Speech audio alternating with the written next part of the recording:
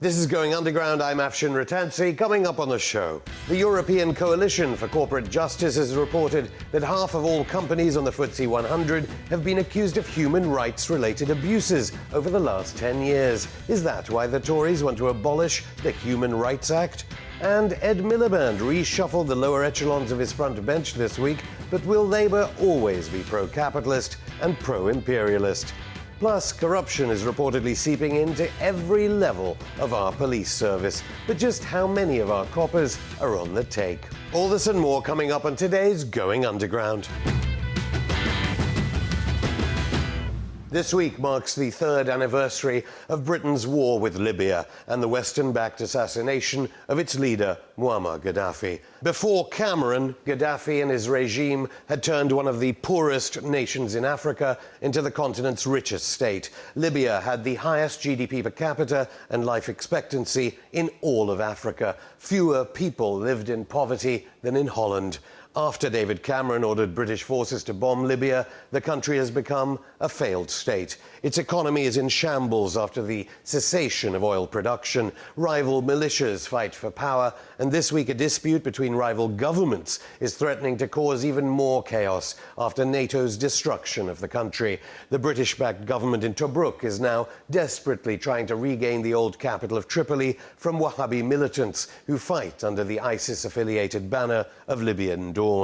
Interestingly, though Britain supports the Libyan Prime Minister Abdullah Al-Thani, there's been nothing forthcoming from David Cameron or Ed Miliband about Al-Thani's accusation that UK ally Qatar is supporting Libyan Dawn. So, yet again, the Foreign Office and Number 10 have questions to answer. Why are we bombing ISIS in Iraq when we helped create ISIS in Libya? And why are we friends with those countries allied to ISIS in Libya as wars catalyzed by the UK rage from the Eastern Mediterranean to the Atlantic Ocean? Home Secretary Theresa May garnered headlines at the Tory conference for wanting Britain to break away from the European Convention on Human Rights. With me is the leading human rights QC, Richard Clayton, of 4 to 5 Gray's Inn Square. Welcome, Richard, to Going Underground. What's the opinion of QCs about the anti-democratic nature of Strasbourg's influence on our courts?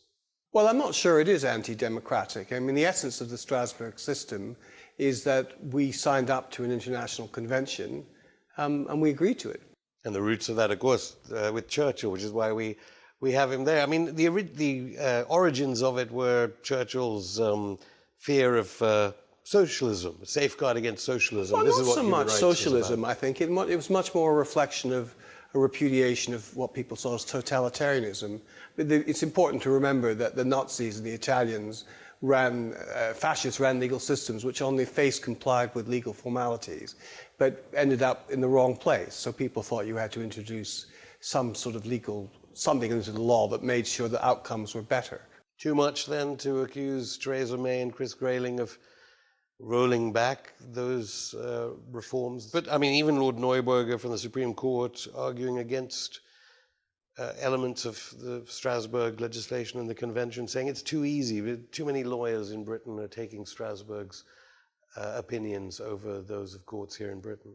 Well, I don't think that's quite right. I don't think that's actually what Lord Neuberger was saying. The debate, which I think you're referring to, is the question of whether and to what extent Strasbourg decisions should decide the result in cases under the Human Rights Act.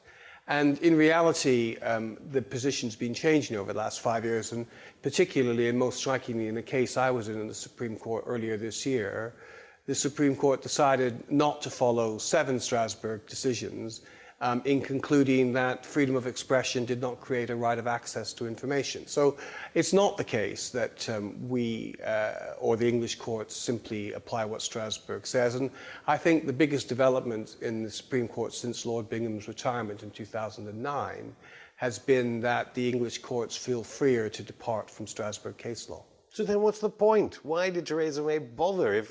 If there she was saying, it's all Strasbourg's fault, too often it's decisions from there, and you're giving me cases where this is obviously patently not true. Well, I think there are 2 answers. One of them is that from a technical legal perspective, the proposals don't stack up. And therefore, I think the answers that you need to search for are not on the legal, but on the political level.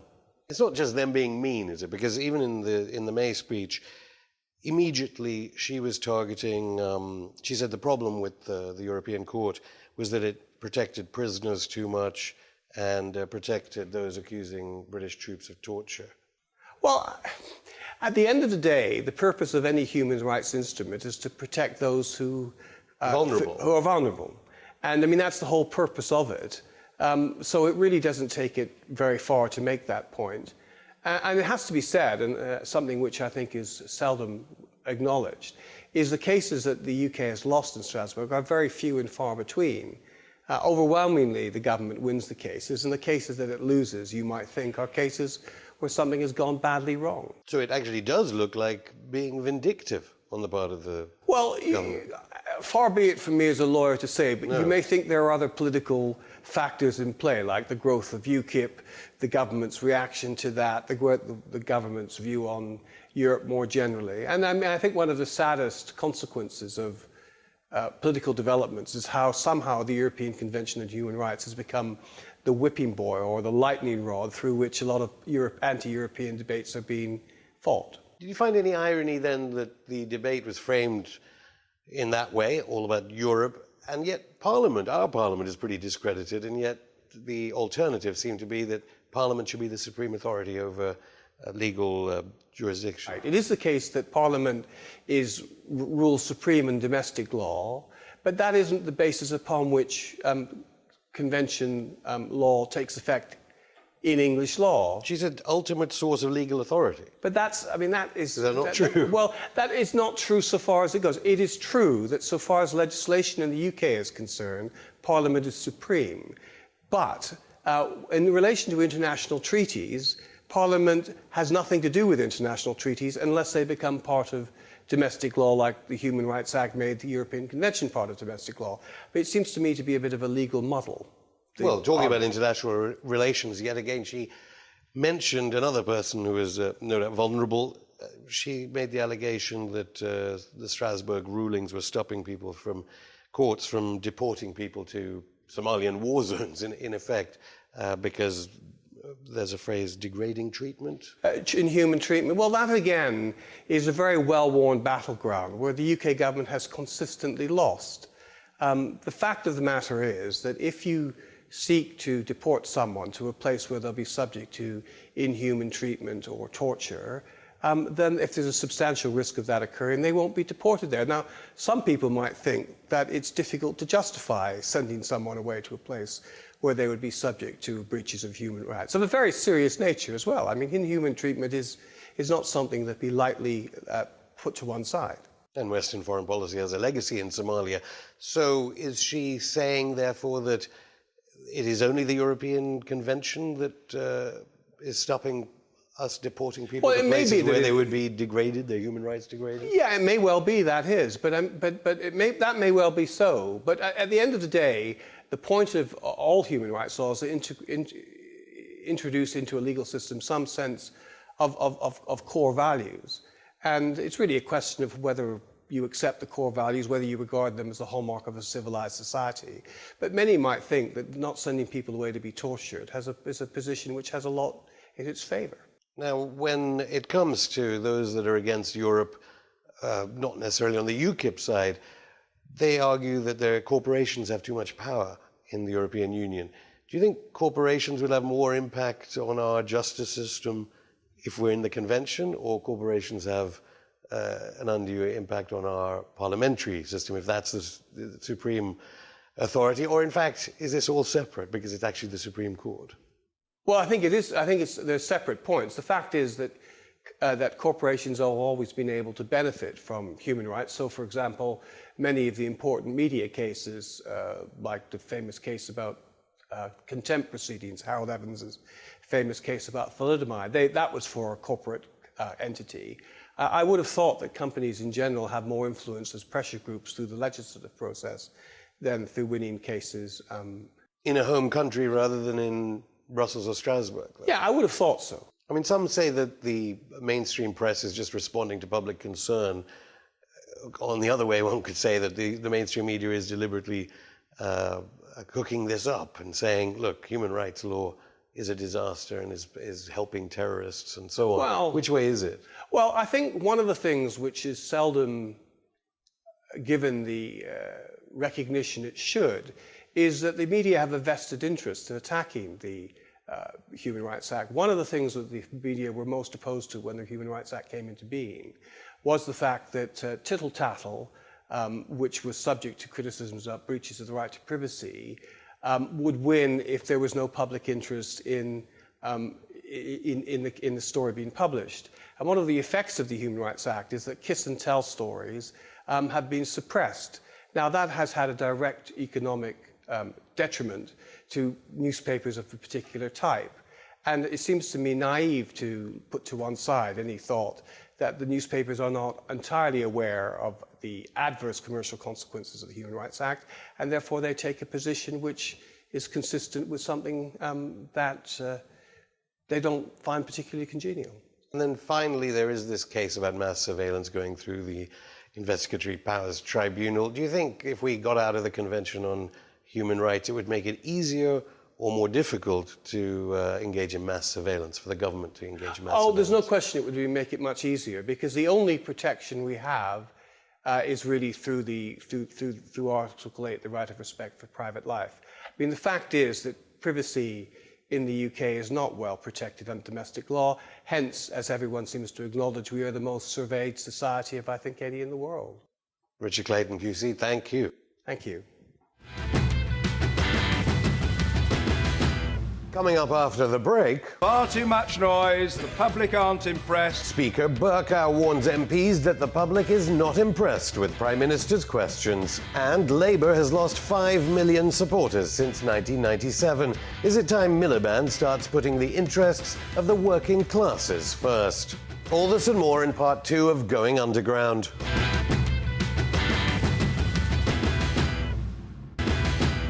Shares are soaring in pharmaceutical companies. Now G7 countries are sending in soldiers to fight Ebola in Africa. But while the future is bright for GlaxoSmithKline, it's even brighter for Imperial Designs in Africa. Ebola gives Britain an excuse to spend taxpayer money on hundreds of UK soldiers in Sierra Leone. No one seems to be asking why countries like Cuba send doctors to fight Ebola in Africa instead of soldiers. In fact, one Labour MP wanted answers from the Prime Minister about money for British people rather than British troops. My constituents, British citizens, Mr. and Mrs. Mahmood, have been living in Sierra Leone for the last 5 years. Unsurprisingly, when Ebola spread, they spent their savings coming back to Slough. I have been trying since the beginning of this month to get them some financial support here. And I have failed, despite a promise by the Health Secretary to get a response to me, because they've been rejected on the grounds that they're not habitually resident here.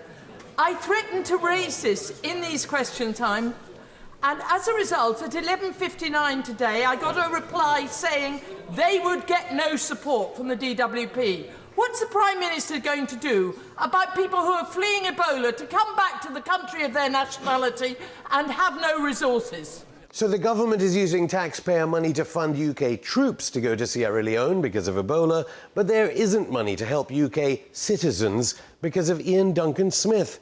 Cameron said he'd get back to her. Elsewhere, the Speaker may have reflected the views of ordinary people. Far too much noise, the public aren't impressed. Let's try to operate up to a certain standard.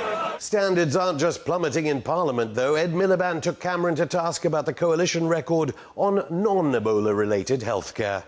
After nearly 5 years in office, he can't defend his record on the NHS in England. Every time he mentions Wales, we know he's running scared on the NHS in England. Now, in England, we have the highest waiting list for 6 years, the longest waits in A&E for 10 years, the cancer treatment target missed for the first time ever, and millions of people can't get to see their GP. Won't he just admit this? the NHS in England is going backwards, isn't it? The PM defended the NHS. What the former Labour advisor, who worked with him in number 10 Downing Street, who now runs NHS England, let's hear what he has to say about the NHS in England. He says this: over the past 5 years, the NHS has been remarkably successful. We're treating millions more patients than 5 years ago. The NHS has become some £20 billion more efficient. A world-leading genomes programme is harnessing the best of this country's medical expertise, and the global rankings have just ranked us the highest performing health system of 11 industrialised nations. And Lib Dem Julian Huppert went further, explaining that Labour is the party of privatisation in the NHS. Will the Prime Minister join me in welcoming the fact that the £800 million contract for older people's services in Cambridgeshire was awarded to the NHS bidder, in stark contrast to the £1 billion privatisation of Hinchingbrooke Hospital, tendered by the last government, who didn't even have an NHS bidder in the final 5. Cameron agreed, out-socialisting anything on Labour's front bench. I think my honourable friend makes an important point, which is we want to see an expansion of NHS services, and when the party opposite claims that there's some sort of secret agenda to privatise, that was the case under the last Labour government, where they fattened up contracts and insisted only on private providers. Under this government, the NHS is being properly run by those who are clinicians, and they make decisions about the future of our health service. Comrade Cameron, the Tory leader fighting Labour privatisation in the NHS. This week, Ed Miliband pledged that Labour will crack down on immigrants coming to Britain within weeks of taking office. A Labour anti-immigrant bill will force the speaking of good English and compel companies to favour non-immigrant labour. Is this a lurch to the far right, or merely a continuation of Labour as a party that has always concealed its true ideology of supporting elites in Britain? With me is Robert Clough, author of Labour, A Party for Imperialism. Welcome, Robert, to Going Underground, its second edition, just published in the past week or so. Well, so when Labour were first started as a party, the elite said there'll never be any other government except Labour, and yet Miliband is neck and neck at the moment in the polls. Why? Well, I think for a number of reasons, not least of all is the fact that it is not seen by the mass of its electoral base within the working class as a party standing up for their interests against the drive for austerity. For a lot of working class people, particularly in the north, they face Labour councils which are implementing savage cuts to services and jobs, which are affecting children, mothers and old people, and they're implementing the bedroom tax. They say, what's the difference? And this is nothing new. I mean, this isn't a lurch to the right, as it were. We have all these figures from the Labour Party, obviously Ramsay MacDonald, presumably not popular at this moment, but many Labour voters and activists hark back to the days of Attlee and to Wilson. Even they don't have a good record. No, I think that what is often forgotten is that the Labour Party, whenever it was in government between the last two wars, defended the empire completely.